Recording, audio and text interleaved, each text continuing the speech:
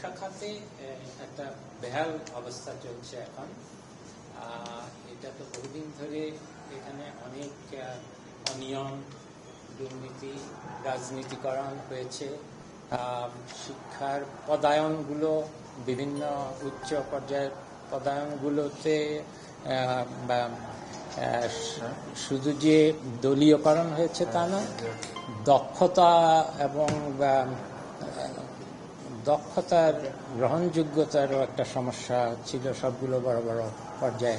এখন তো আমাদের যে বিশ্ববিদ্যালয়ে সরকারি খাতে বোধহয় 50টার বেশি আছে, তার মধ্যে 40টার মতো বিশ্ববিদ্যালয় হলো অভিভাবক শূন্য, এবং আমাদের এগুলো যত তাড়াতাড়ি সম্ভব আমাদের এগুলো চালু করতে হবে। কাজেই এটা একটা সুযোগও আমি মনে করব যে এই এতগুলো পাবলিক বিশ্ববিদ্যালয়ে আমরা চাইব যে সত্যিকার শিক্ষানুরাগী যোগ্য ব্যক্তি, যিনি শুধু শুধু যোগ্যতার মানকাঠি হলো যে তাকে তো ওটা প্রশাসনিক দক্ষতাও থাকতে হবে, আবার শিক্ষাগত যোগ্যতাও থাকতে হবে। এখানেই আমাদের এতদিন ধরে বড় ধরনের অবমূল্যায়ন হয়েছে। আমরা চেষ্টা করব এই 40টা বা বেশি বিশ্ববিদ্যালয় তো হঠাৎ করে সব নতুন করে শুরু করা খুবই চ্যালেঞ্জিং। তার মধ্যেও অন্তত বড় বড় যে বিশ্ববিদ্যালয়গুলো, এগুলোতে আমরা যে পদায়নগুলো কথা অতি দ্রুত করব যাতে এগুলো চালু হতে পারে। আর শিক্ষক ছাত্র সম্পর্ক, এটাও রাজনীতিকরণ, দলীয়করণ, রাজনীতিকরণ সবসময় খারাপ না, কিন্তু যেই ধরনের রাজনীতিকরণ এবং যেই ধরনের যে প্রশাসনিক ব্যবস্থা তৈরি হয়েছে, সেখানে ছাত্র শিক্ষকদের শুধু দলীয়করণ না, তাদের সম্পর্কের অবনতি হয়েছে। এবং আমার ছাত্রদের প্রতি অনুরোধ থাকবে, শিক্ষকদের প্রতিও অনুরোধ থাকবে যে আপনারা ভালো একটি শিক্ষা প্রতিষ্ঠানে যে ধরনের পরিবেশ থাকে, অনেক চড়াই উচ্চার পার হয়ে আমরা এখানে এসেছি এবং অনেক বড় বড় পরিবর্তন হচ্ছে, কিন্তু তার মধ্যেও যেন আমরা বিশৃঙ্খলা সৃষ্টি না করে শৃঙ্খলার সাথে আমরা আবার ওই পরিবেশটা ফিরিয়ে আনতে পারি, এবং সেটা নিয়ম মাফিক যাতে হয় আমরা সেই চেষ্টা করব। আমরা এখানে দখলদারিত্বের যে রাজনীতি, যে দখল চলে গেল আবার দখল হবে, সেটার মধ্যবর্তী সময় আমরা অন্তত চেষ্টা করব যে একটা ভালো বিশ্ববিদ্যালয় বা শিক্ষা প্রতিষ্ঠান অন্যান্য দেশে যেভাবে চলে সেরকম একটা পরিবেশ তৈরি করতে। সেজন্য সবাই সহযোগিতা দরকার হবে। আরেকটি প্রধান বিষয় হলো যে আমাদের স্কুল কলেজের যে বোর্ডগুলো আছে, যেগুলো যে বেসরকারি খাতে, এই বোর্ডগুলো তো প্রচণ্ড দলীয়করণ হয়েছে। কিছু কিছু বোর্ডের যিনি সভাপতি, তিনি ম্যানেজিং কমিটির সভাপতি নিজেই তো হয়তো এসএসসি পাস না, এরকম আমি জানি। কাছেই এটা নিয়ে কি করা যায়, যে এখানেও যে আমার দখলদারির বিষয়, যে এদেরকে সরিয়ে দিয়ে আবার অন্য দল আসবে একই ধরনের, সেটা আমরা চাই না। আমরা চাই যে এই স্কুল কমিটি, বেসরকারি স্কুল কলেজ কমিটিগুলো যেন ভালো মানুষদের দিয়ে তৈরি হতে পারে।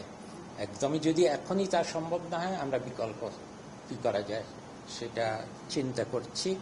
এবং সর্বশেষ, যে আপনারা সবাই জানেন যে একটা নতুন শিক্ষাক্রম চালু হয়েছিল 2021 সালে।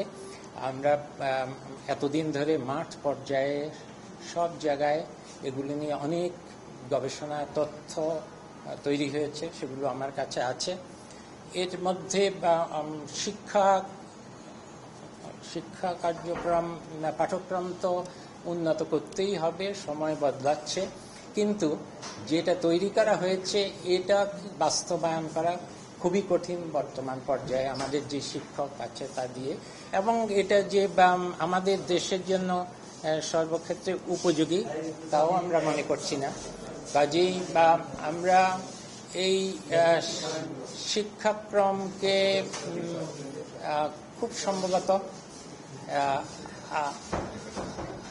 নতুন শিক্ষাক্রমকে আমরা খুব সম্ভব আর এটা কার্যকর করা সম্ভব বলে আমি দেখছি না, কারণ এটা তো আসলে বাস্তবায়ন খুব ভালো হচ্ছেও না, বিশেষ করে পরীক্ষা মূল্যায়ন পদ্ধতিতে।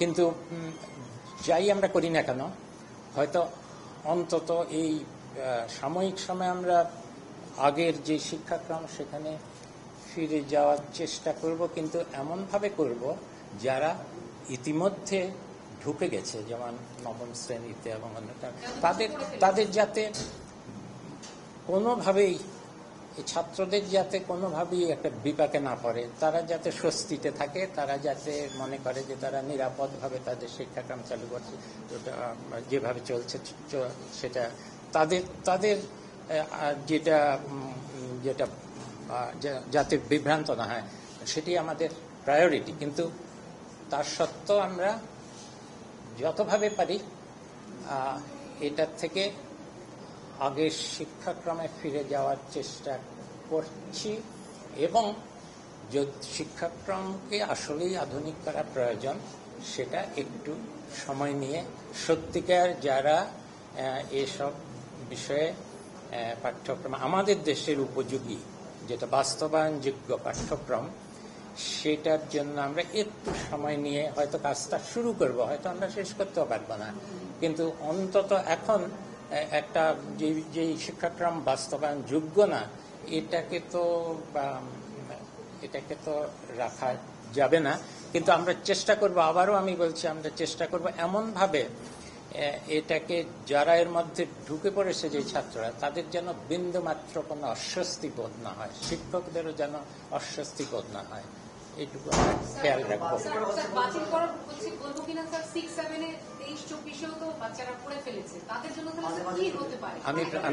আমি যা বলার বলেছি, এটা তো গবেষণার বিষয়, এটা একদিনে আমি বারবার বলছি যে কোন শিক্ষার্থী যখন যা পড়ছে এই পর্যায়ে তাদের কোনোভাবে যাতে অস্বস্তি না হয়, কোনো পরিবর্তনের মুখে না পড়ে, সেই চেষ্টা সেটা আমরা নিশ্চিত করব। আমি তো বলছি না বাবা বাতিল হবে, আমি বলছি আমরা আগেরটাতে ফিরে যাব, কিন্তু ধাপে ধাপে। এটা যেহেতু বাস্তবায়নযোগ্য না, কিন্তু আমরা যারা পড়ছে, এখনই পড়ছে, ভিতরে ঢুকে গেছে, 7 মাস ধরে পড়েছে, তাদেরকে তো আমরা অস্বস্তিতে ফেলবো না, এটা তো বুঝতেই পারো, এটা তো একটা কমন সেন্সের ব্যাপার। একদম কোন শ্রেণীতে কি হবে সেটা কি আমি জানি? আমার তো গবেষণা করতে হবে। আজকে আমার প্রথম দিন, কিন্তু আমার কাছে অনেক উপাত্ত আছে এবং সারা দেশে এ নিয়ে অনেক গবেষণা হয়েছে, সেটা আমার কাছে আছে। কিন্তু আমি বলছি না এটা বাতিল করে দেবো বা ওটা নতুন চালু করব। আমি বলছি যে যেভাবে আছে, যারা যেই ক্লাসে আছে তাদের কোনো অস্বস্তি হবে না, কিন্তু এমনভাবে এটাকে বাস্তবায়নযোগ্য যা না তা এমনভাবে পরিবর্তন করব, সেটা একটা ফর্মুলার ব্যাপার, সেটা তো এখনই বলা যাবে না। আপনি স্যার বললেন যে ছাত্র শিক্ষকদের সম্পর্কের একটা সংকট তৈরি হয়েছে। স্যার, এই একটা রেভলিউশন তো হলো, এখানে ছাত্রদের একটা বড় অভিযোগ, বিশেষ করে বিশ্ববিদ্যালয় থেকে আন্দোলন শুরু হয়েছে যে দলীয় বিবেচনায় এই গেল 15 বছরে অনেক শিক্ষক নিয়োগ পেয়েছে। আপনারা অনেক শিক্ষার্থীরা বাইরে চলে গেছেন, তারা টিচার হতে পারেন নাই, তারা বলছে যে আমরা দেশকে সার্ভ করতে চাই। ওইখানে আপনি কোনো সংস্কারের পরামর্শ দিবেন কিনা পাবলিক বিশ্ববিদ্যালয়গুলোতে? এটা হলো 1 নম্বর। দ্বিতীয়, স্যার আপনার পরিকল্পনা মন্ত্রণালয়ের দায়িত্ব আছে। স্যার, আপনি যেহেতু একজন অর্থনীতিবিদ, দেশের অর্থনৈতিক পরিস্থিতি এখন কি অবস্থা, এই সম্পর্কে আপনারা উঠতে পারবেন কিনা? আর পেছনের যে দুর্নীতিগুলো হয়েছে পরিকল্পনা মন্ত্রণালয়ের কাছে, সেই জিনিসগুলো আছে, সেগুলো অনেক শুনলাম। তোমার বুঝতে হবে যে আজকে আমার প্রথম দিন, এখানে যে কর্মকর্তারা আছেন তাদের সাথেও আমার এখনো পরিচয় হয়নি। আমি কি করে এখন যা বলেছি সেটা তো নীতিগত বিষয় বলেছি। এটা খুঁটিনাটিভাবে আসলেই কি করে করা হবে সেটা আমি জানি না এখনো। সেটার জন্যই তো বসবো, কিন্তু সেটা অত দ্রুতভাবে বসবো। শিক্ষা মন্ত্রণালয়ে অর্থনীতি নিয়ে আলাপ করা তো খুব ভালো বিষয়, কিন্তু যেহেতু আমি পরিকল্পনা এবং শিক্ষা তো আছি, আমি নিজে মনে করি যে অর্থনৈতিক পরিকল্পনার সাথে শিক্ষা ওতপ্রোতভাবে জড়িত, এবং আমি মনে করি যে শুধু অবকাঠামো উন্নয়ন দিয়ে আজ পর্যন্ত কোনো দেশে অর্থনৈতিক উন্নয়ন হয়নি। অর্থনৈতিক উন্নয়নে অবকাঠামো দরকার, সেটাও পরিকল্পনা কমিশনের ভৌত অবকাঠামোর বিষয়, কিন্তু তার সঙ্গে তাল মিলিয়ে যদি মানব সম্পদ তৈরি না হয় এবং সেই মানব সম্পদের গুণগত মান, কারিগরি শিক্ষা, মাধ্যমিক শিক্ষা এবং উচ্চ শিক্ষা, সেগুলো যদি গুণগত মান না হয়, মানব সম্পদ তৈরি না হয়, আজ পর্যন্ত কোনো দেশ উন্নত হতে পারেনি। কাজে সেই দিক থেকে আমি একটা সুযোগও মনে করছি এটা, যে শিক্ষা এবং পরিকল্পনাতে অন্তত এইখানে এই যোগসূত্রতা স্থাপনের চেষ্টা করব, যে মানব সম্পদ উন্নয়ন যার সাথে শিক্ষা সরাসরি জড়িত, তার সঙ্গে অর্থনৈতিক উন্নয়নের কতদূর সম্পর্ক করা যায়। আজকে প্রথম দিনে আমি তো কিছুই এখনো দেখিনি, কাজে আমাকে এবার প্রশ্ন করা কি খুব ন্যায়সঙ্গত হচ্ছে? এটা হেডলাইন করবে তোমরা। আমি বলিনি কারিকুলাম বাতিল হয়ে গেল আজকে থেকে, এটা কিন্তু পরিষ্কার বলে দিচ্ছি। আমি প্রথমে বলেছি যারা যেখানে পড়ছে, যে ছাত্র ছাত্রীরা, তাদেরকে কোনো রকমের অস্বস্তিতে আমি ফেলবো না, আমার প্রথম প্রায়োরিটি। দ্বিতীয় প্রায়োরিটি হলো বর্তমান যে শিক্ষা কার্যক্রম সেটা খুব বাস্তবায়নযোগ্য না, বিশেষ করে মূল্যায়ন পদ্ধতির দিক থেকে। সেটা কি করে আবার সংশোধন করা যাবে, আগে অন্তত আগের শিক্ষাক্রমে প্রথমে ফিরে, আর তারপরে আবার চিন্তা করবো নতুন করে কি করে হয়। সেই ট্রানজিশনটা কি করে হবে সেটা আমাকে যদি জিজ্ঞেস করো, আমি কি করে পারবো? এটা তো অত্যন্ত জটিল একটা জিনিস।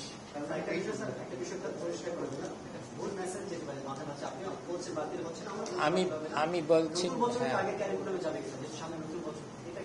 ওইটা তো অনেক ক্লাসে অনেক রকম, বুঝছো না কেন?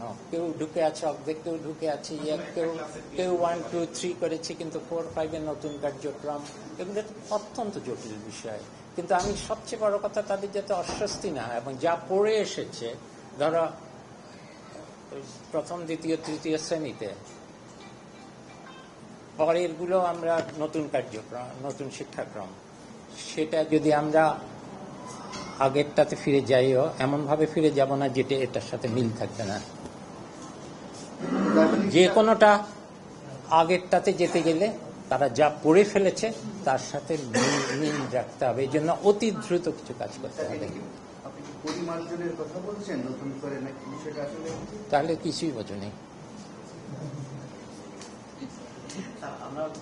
পরিমার্জন হবে যারা পড়ে ফেলেছে অনেক দূর, ক্লাস 9-এ পড়ে ফেলেছে, ক্লাস 10-এ আগের সবগুলো বই আছে কিন্তু আগের শিক্ষাক্রমের, কিন্তু ক্লাস 10, 9 পর্যন্ত পড়ে ফেললে তো সে কিছু কিছু জিনিস পড়ে ফেলেছে, আগেরটাতে ফিরে গেলে তো গ্যাপ থাকবে বা ওভারল্যাপিং হবে। সেজন্য পরিমার্জনের কথা আমি বলছি এখন। আর নতুন করে আবার ঢেলে সাজানোর শিক্ষা পদ্ধতি, সেটা তো সময় লাগবে, সময়ের ব্যাপার। যতদূর পারি আমরা আগের শিক্ষাক্রমে ফিরে যাব, কিন্তু এমনভাবে যাব যেন কোনো ডিসকন্টিনিউটি না হয় এবং শিক্ষার্থীদের পড়ালেখায় কোনো অস্বস্তির সৃষ্টি না হয়।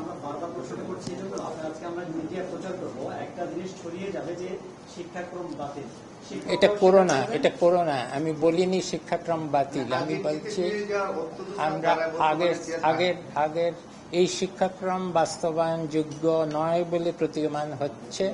আমরা কিভাবে অন্তত আগের শিক্ষাক্রমে ফিরে যাব এমনভাবে যাতে এখন যারা এই শিক্ষাক্রম, নতুন শিক্ষাক্রমে আছে, তাদের যাতে কোনো অস্বস্তি না হয়।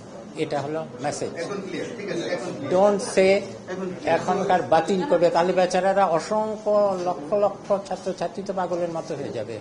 এটা আমার তোমাদের কাছে অনুরোধ, এই হেডলাইনটা করো না যে হ্যাঁ